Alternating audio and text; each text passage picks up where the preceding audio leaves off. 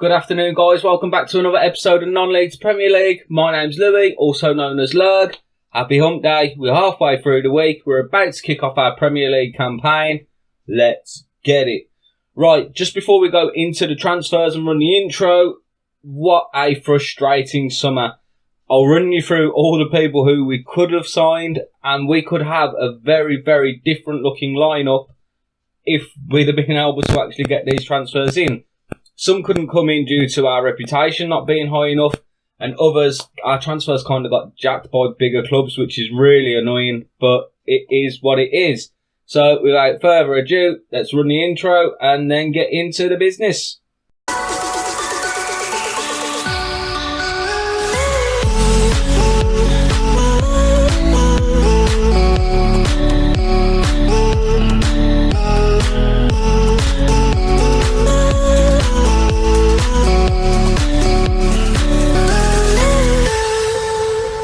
Right then, let's have a look at the transfers that we have done and the ones that we couldn't get done. So this will take a little while, guys, so there will only be one game on the live comms today.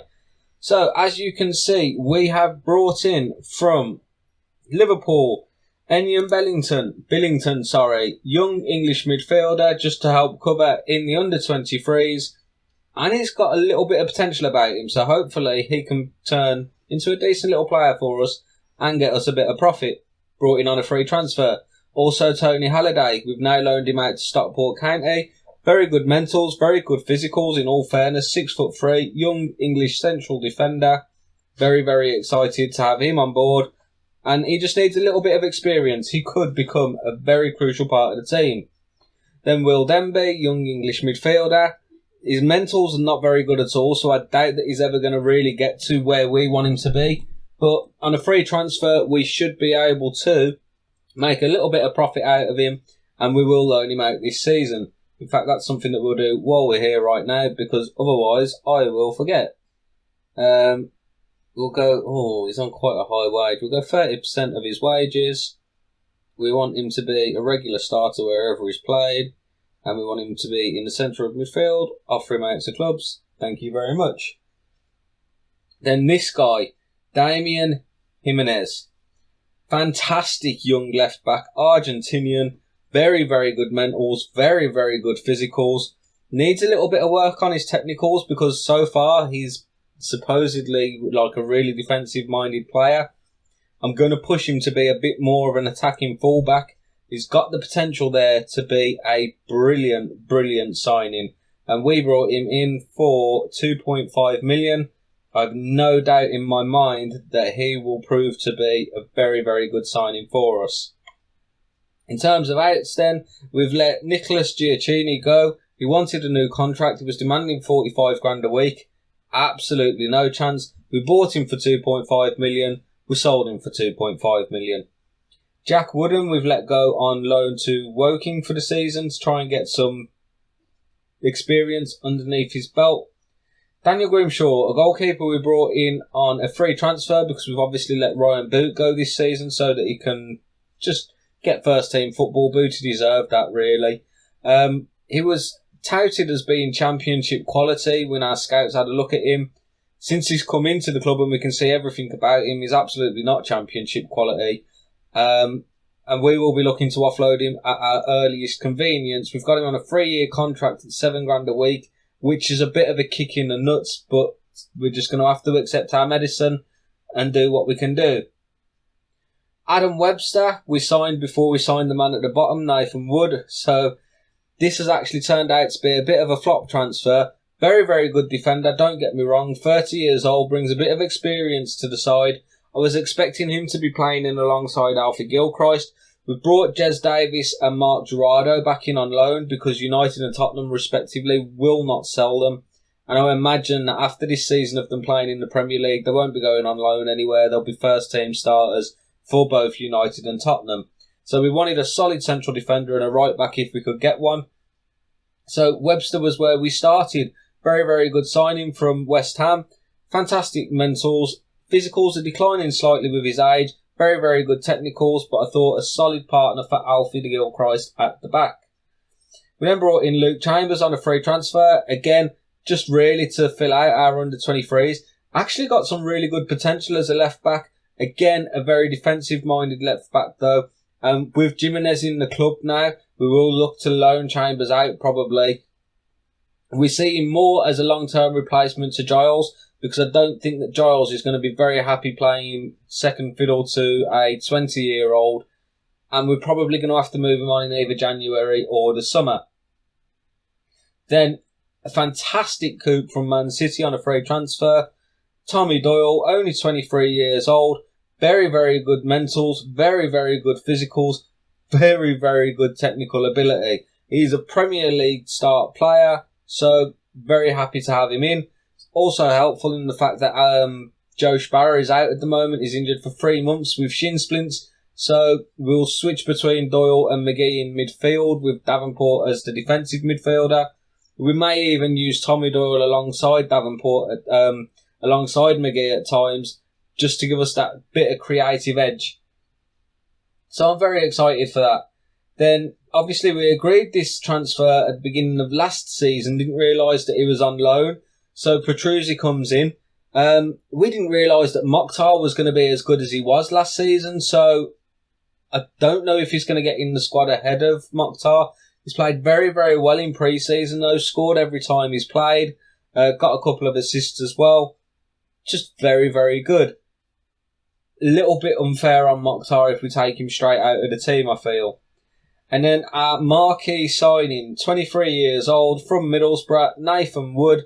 Superb defender, very, very quick, great mentals, great physicals, 6'2" as well, so he's no pushover, and he's just an absolute beast. This is the man long term that is obviously going to be partnering now Alfie Gilchrist, so our central defence is set for at least a good 4 or 5 years, unless somebody better comes along. But I'm very, very happy with these two as a partnership. Other players that we let go then, all just little loans really for our youngsters, apart from Owen Beck, who we let go for $375,000 because he's just not going to get in the squad anymore. He did do a job for us in League One, and for that we're grateful, but it's time to move him on, let him get some first team football back with Preston, and obviously everybody wins in that situation. Now to show you the frustrating bit, we'll go into our shortlist here. Players who we could have had and we lost out to. First and foremost, Leon Bailey. Actually a transfer that we could have had. We had a contract in place with him.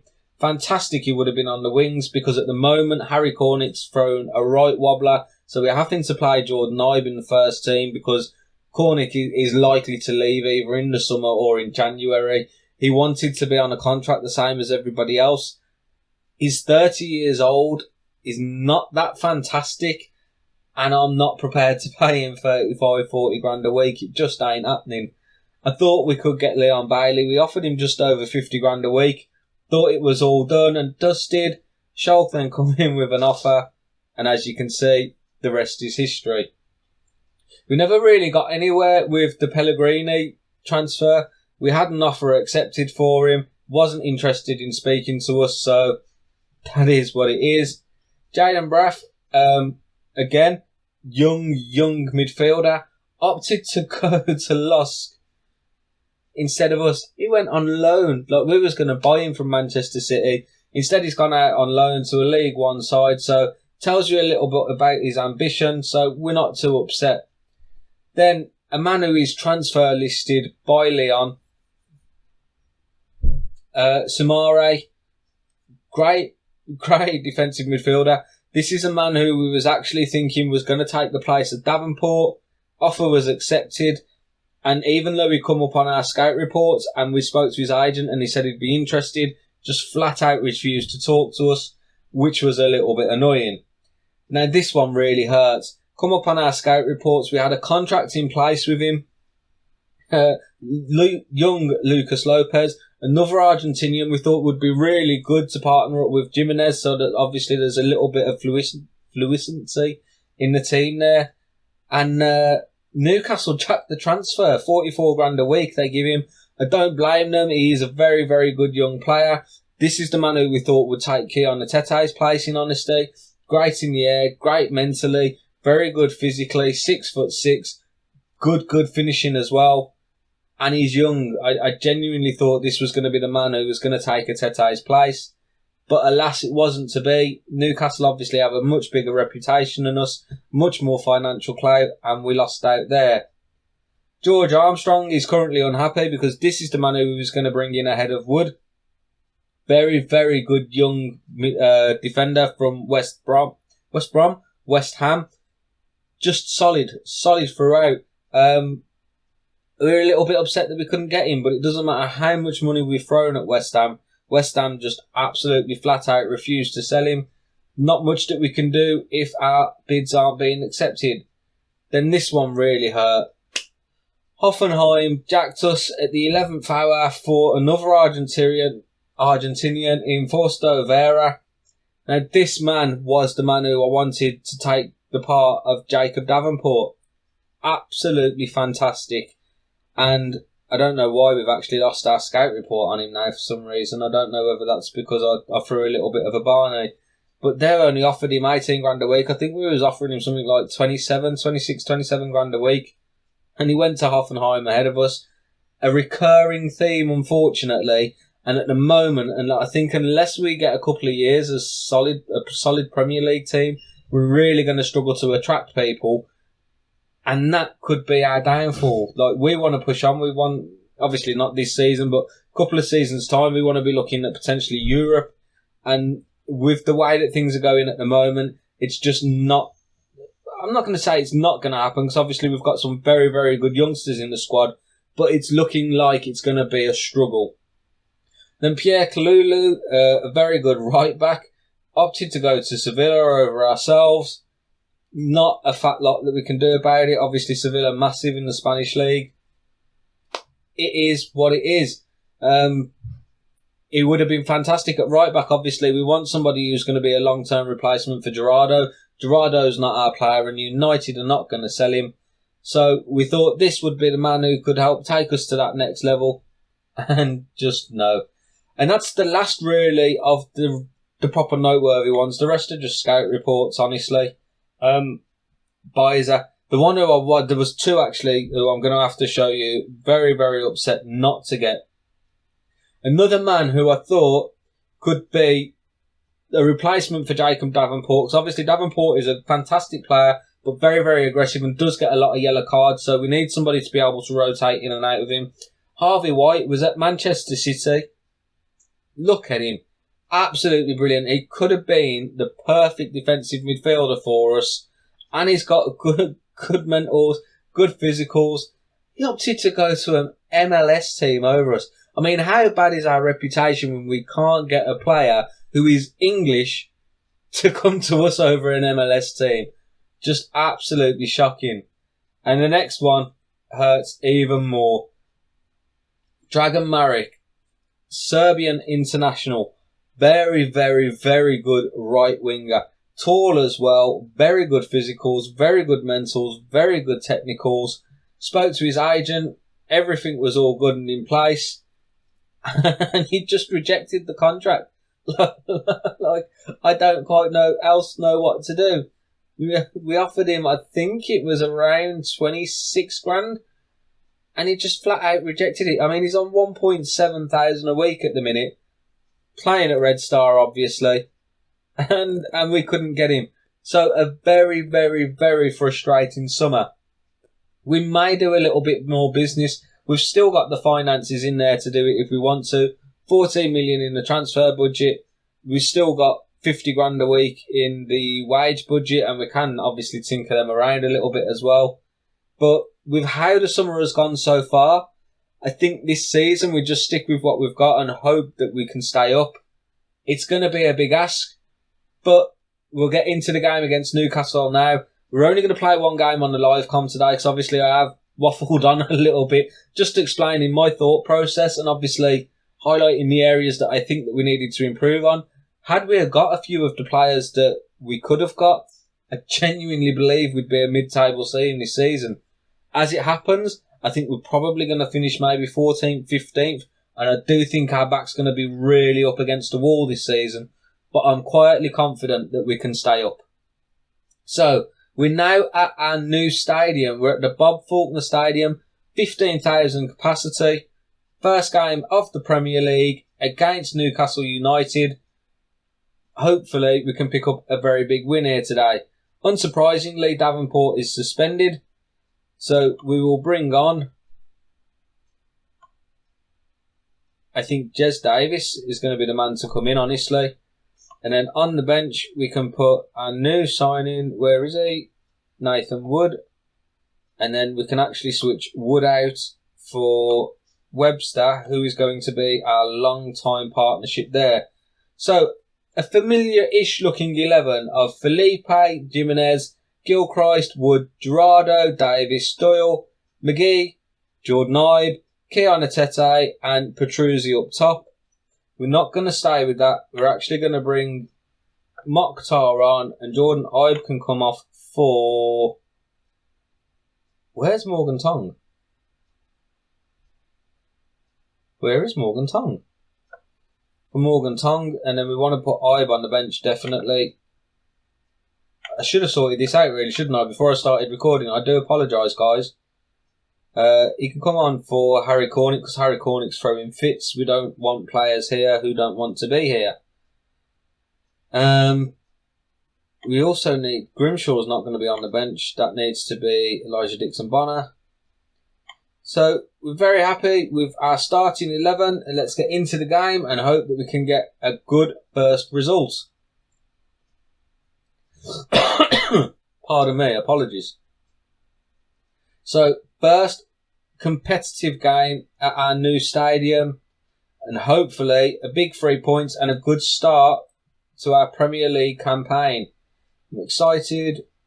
I want teams to fear coming here.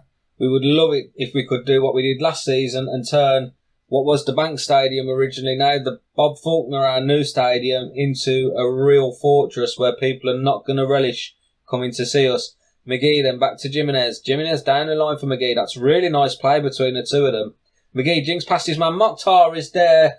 And man, this is why we can't take him out. It was an absolute sensation last season when he pushed his way into the squad. And already, there was no replay there. Replays are on. Key highlights are on. Very strange. Already showing that he's got what it takes. And that was a reckless challenge here. Doyle, on his debut, is straight off, and that puts us right in the mire. We bring McGee back here. We'll push Atete out wide. In fact, no, we'll have to push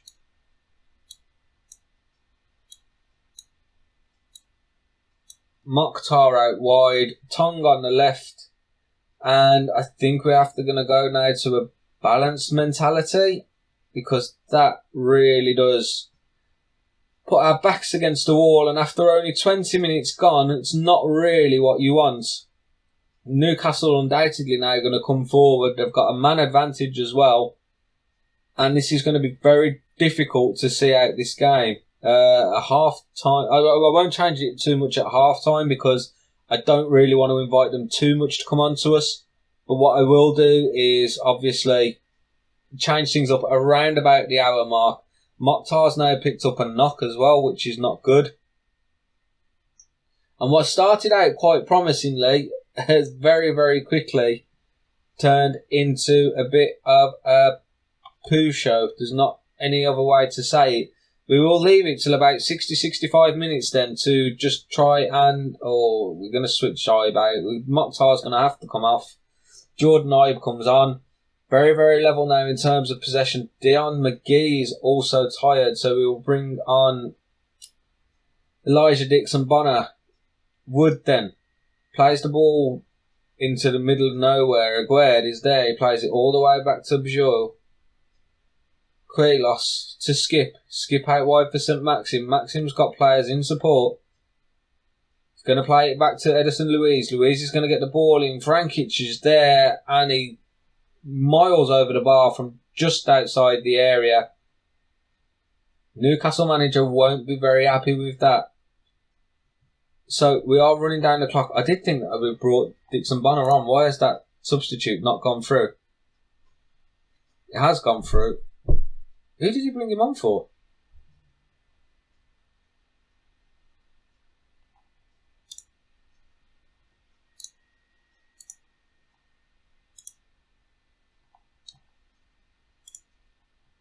I'm so confused. Dion McGee's still on the pitch according to this. Game's bugged out a little bit, which is not good. Lewis then, ball over the backs, headed out to skip. Felipe is there. Felipe knocks it long. Keanu Tete is going to chase after it. Can't get there. Gerardo picks up the ball. Plays it to Jordan Ibe.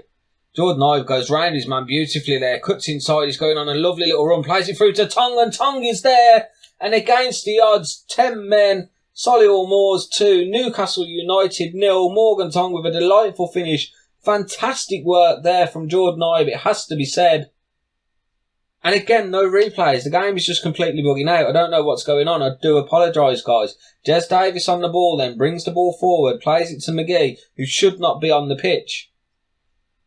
Alfie Gilchrist hits it to Gerardo. Knocks it down for Jordan Ibe. Jordan Ibe can't get past his man this time. Sessegnon plays it to Lewis. Aguirre plays it up for Lopez, who heads it down to Vranks. Vranks is there, and again at the near post. Lovely bit of goalkeeping there from our boy in between the sticks. What is going on here? It just didn't show it. I don't understand what's gone on there at all. Dixon Bonner comes on then in midfield. Who else is shattered here? Tong is really tired, so we'll bring on Joel Holmes. We can't make any more substitutions. Oh, we wanted to go a little bit more defensive as well, which we can't. I think if we just... I know that they're not going to play fantastically well there. But we'll just drop the boys back a little bit for the last 10 minutes of the game. Don't quite understand what's gone on here. Game has bugged out completely. We're hoping that it's not going to crash here because obviously we don't want to start recording all again. Sessegnon to Frankston. Sessegnon back out wide to Lewis. Back inside to Chowdhury. And Chowdhury hits the bar and Gerardo gets it away. It'd be really nice to hold this out now for the last kind of 5-10 minutes. But Newcastle are relentless in their press now. They know they're behind. They have to throw bodies forwards. Sessegnon finds Lopez, finds Chowdhury in acres of space, and Felipe does really well. And he's been brilliant between the sticks today as the youngster. Alfie Gilchrist heads the ball away then. Sessegnon is going to pick it up. He cuts inside. He plays it out wide for Lewis. Lewis goes past Gerardo. Gerardo's there. Does get the blocking. That's really good work. And we're just keeping Newcastle at bay at the minute. But it has to be said, since the sending off, they have absolutely hammered us. They threw everything and the kitchen sink at us. But we've held firm, we've held strong, and a massive 3 points to start our Premier League campaign off. Absolutely buzzing. Right, folks, thank you very much for your continued support. I really do appreciate it. Obviously, that was a fantastic way to begin the season. Not so much so with Tommy Doyle getting suspended straight away, but we held on for the victory. Lovely bit of work by Jordan Ibe to set up the second goal. So we can't be too disappointed. In terms of our scheduling, we're going to come back at the end of September for a Southampton and Leicester double. That's where we'll be on Friday. I hope this finds you well. Have a great week, folks. We'll see you then.